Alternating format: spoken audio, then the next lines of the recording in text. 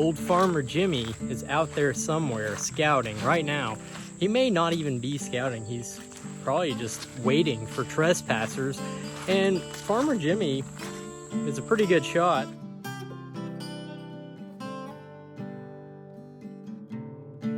On this episode of Cumberland Rover, I load up my home-built sail and oar skiff and head for Blood River, where the fish are fast and the reptiles are stoic.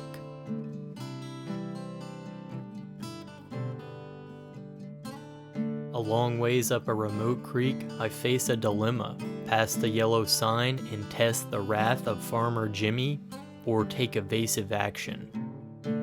If you consider turning around and going home to be evasive action. Personally, I would call that a tactical withdrawal.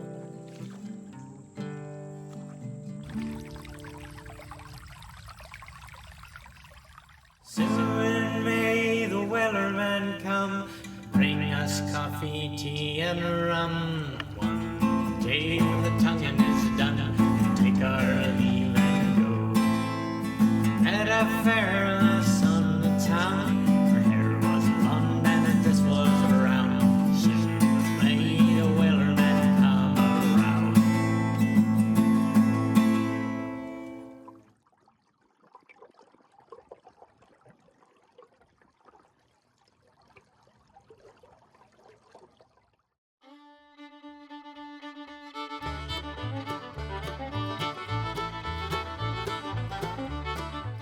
I'm on my way down to the Blood River near Murray, Kentucky.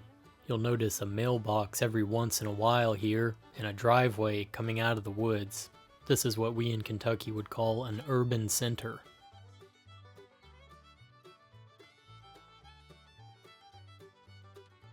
Blood River is a tributary of the Tennessee and a large inlet on Kentucky Lake. I've sailed here once before in my O'Day Osprey on an overnight trip, but it was just at the tail end and I didn't really get a chance to explore and really see much of the river at all. There is a narrow portion of Blood River that still resembles a river, but I'm on the broader portion that's really the inundated Blood River, the backwaters of the Tennessee and of Kentucky Lake. There's no current here, it's really more like a bay. I begin rowing my home-built sail and oar skiff across the width of Blood River, bound for the opposite bank, the east bank. Somewhere over there is a creek known as Grindstone Creek, which is an interesting and kind of an unusual name, possibly a little bit ominous, considering it's a tributary of the Blood River. Based on my charts and GPS, I have a general idea of where the creek is, but oftentimes the mouth of a small woodland stream like this is concealed amongst the trees, and you can't see it until you're at just the right angle. Getting into these remote creeks is usually not as simple as asking Siri to direct you to the nearest White Castle. Oftentimes data is outdated or conflicting or just flat out wrong, and many times you may arrive at an area just to find the creek impassable.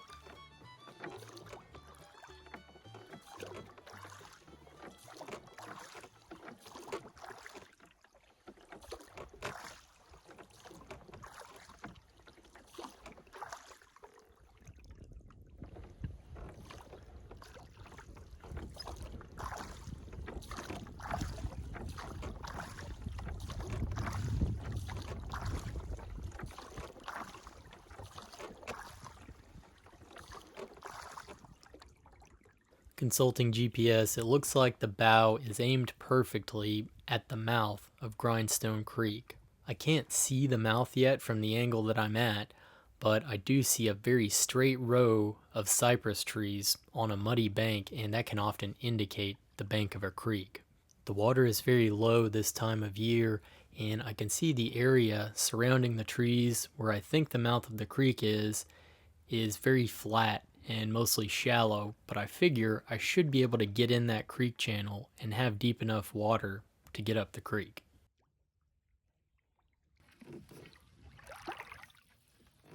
Well, as I continue, thinking I'm lined up perfectly straight with the mouth of the creek, it just keeps getting shallower and shallower until I'm in about 3 or 4 inches of water, so I finally decide maybe this isn't a creek at all.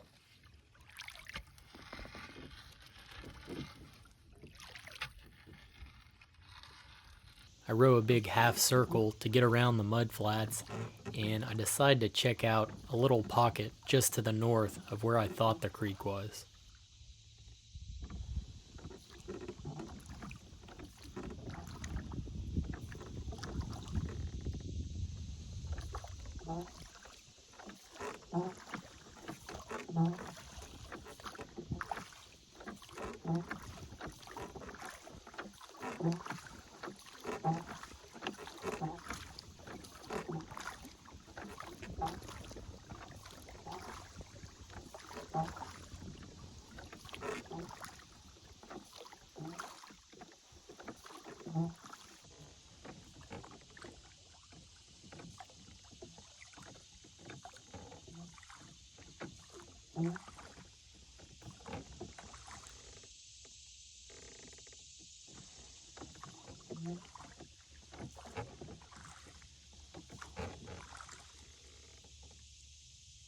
This isn't what was indicated on GPS, but it's definitely looking like a creek.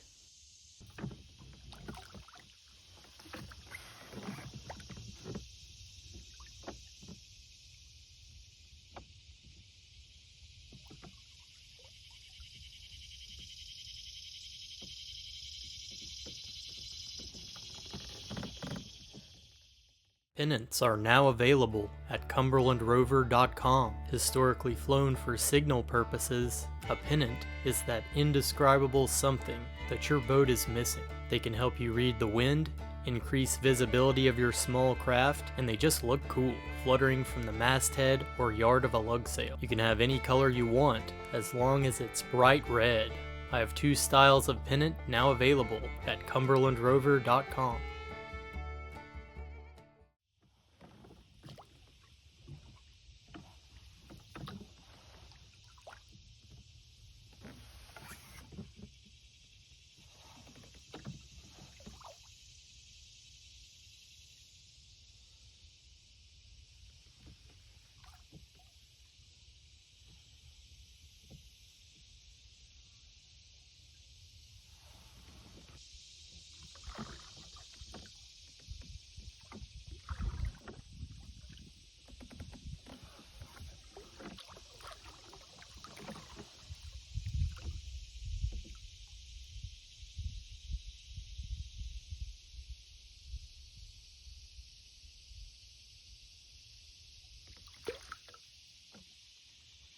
No way around this fallen tree. That's a disappointment for sure, and the whole creek seems very overgrown. I don't know that I've seen one this shaggy before, actually.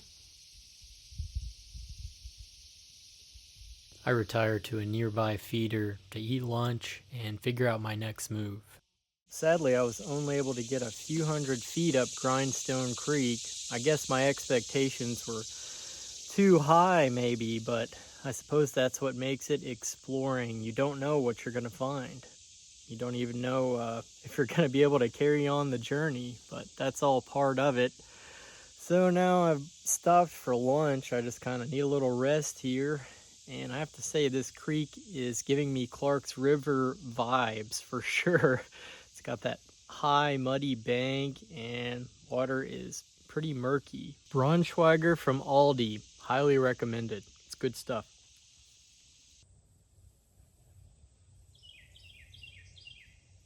So I've noticed that the locals on the Blood River are kind of obsessed with putting in stick-ups, which are just stakes in the bottom that are meant to provide structure for fish so that fishermen can catch them to attract the fish. Even on this feeder creek of a feeder creek at the mouth, there's like a miniature set of stick-ups.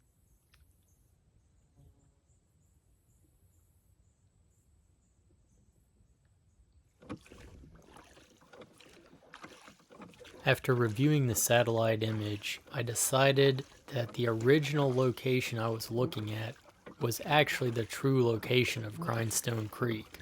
Satellite view was showing a clear creek channel, even with the water all the way down at Winter Pool, and if that's the case, there has to be deep enough water there now for me to get my skiff through. I pulled up the GPS one more time and sighted an alignment to the channel. Following that bearing as best I could, I then just used the oar to try and feel for the channel, and eventually I did manage to pick it up.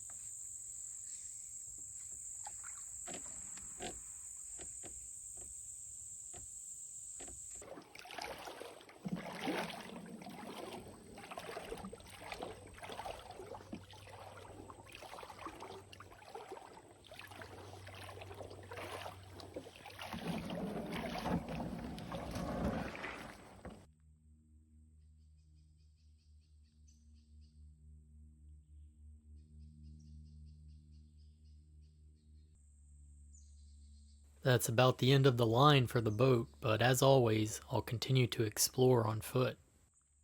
But first, reptiles.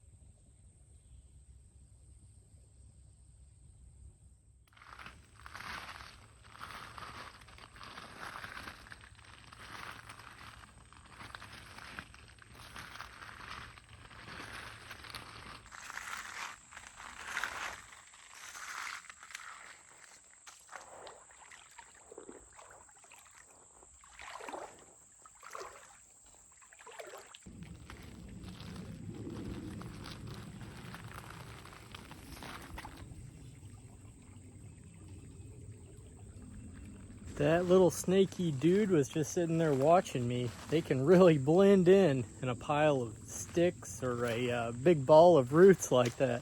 Definitely don't want to go climbing in something like what's behind me. Just a big pile of sticks and debris. As a matter of fact, stupidly, I did do that one time and stepped very near to a whole twisted mess of snakes.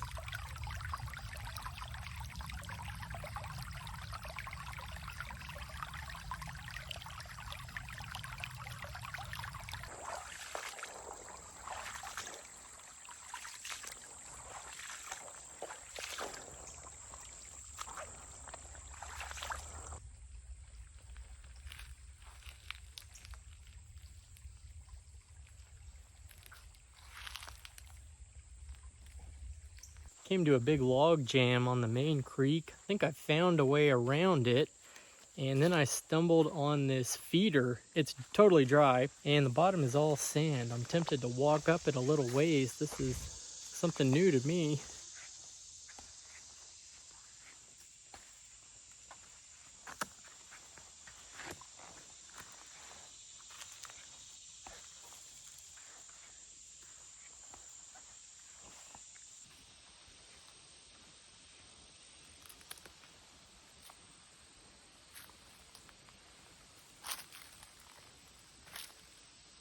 This creek has definitely exceeded expectation. It's gorgeous back in here. There's a lot of sand, a lot more sand than I would see in the north of LBL.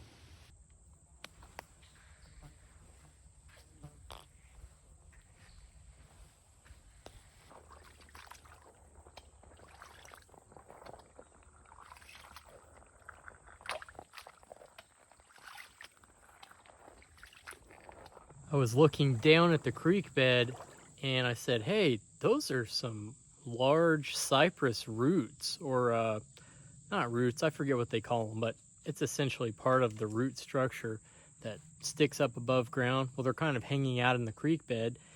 And then I looked up and I said, oh, those are probably some of the tallest cypress trees I've encountered so far. I know they can grow big, and I've seen some big trunks growing near the water, but I guess because these cypress are growing in the woods among other species, they have to compete for height in order to get enough sun. And so these guys are tall, at least 60 foot, I'd say.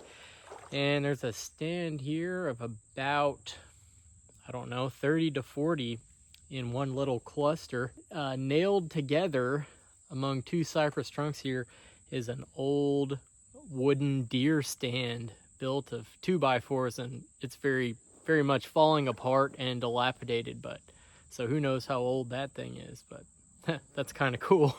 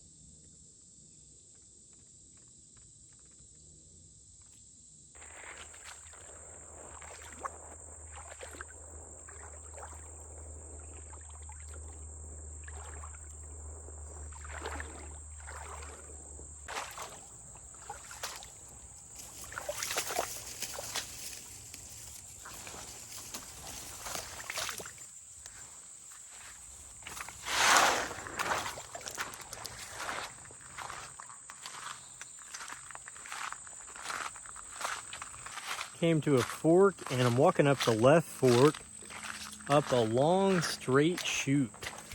Don't know how far I'm gonna go up here, but just kind of wanted to get an idea of what is up here.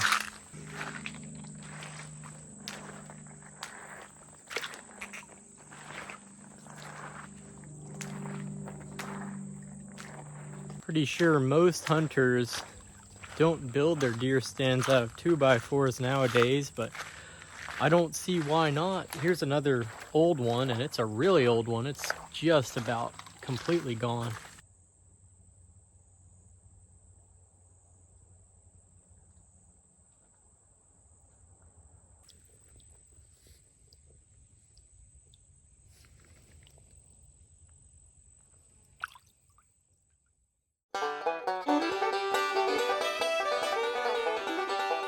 When I come across a no trespassing sign out on hunting lands, I tend to abide by it because, I mean, it is only August right now, but you know, old Farmer Jimmy is out there somewhere scouting right now. He may not even be scouting, he's probably just waiting for trespassers. And Farmer Jimmy is a pretty good shot. He would probably fire a warning shot, but wouldn't count on it. And even if he does just fire a warning shot, I don't happen to have any of that commodity that was highly valuable during the year 2020. That commodity is known commercially as bath tissue. As much as that unknown stretch of creek was calling to me, there's no way I'm about to test the wrath of old farmer Jimmy. I go with the tactical withdrawal, otherwise known as turning around and going home.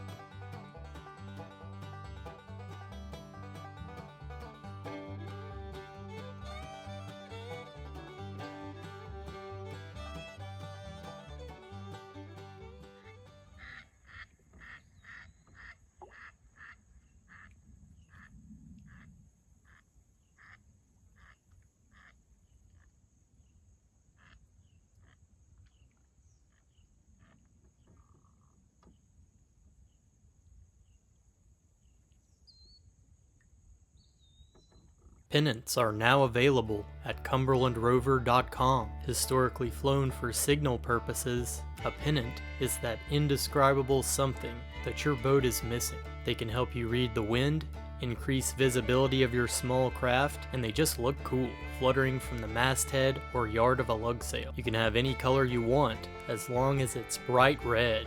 I have 2 styles of pennant now available at cumberlandrover.com.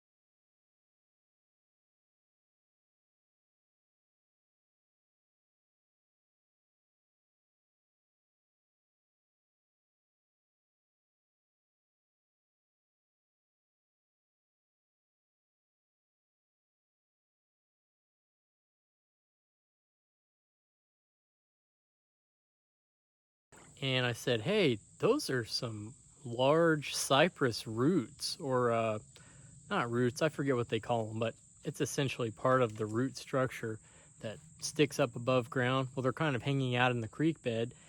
And then I looked up and I said, oh, those are probably some of the tallest cypress trees I've encountered so far. I know they can grow big, and I've seen some big trunks growing near the water, but I guess because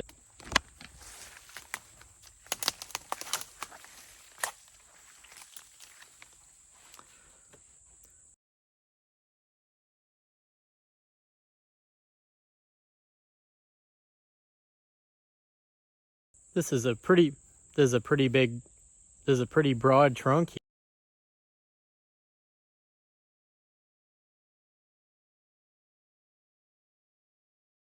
here. This is a pretty broad trunk here, but it's easily 60 foot tall, no problem.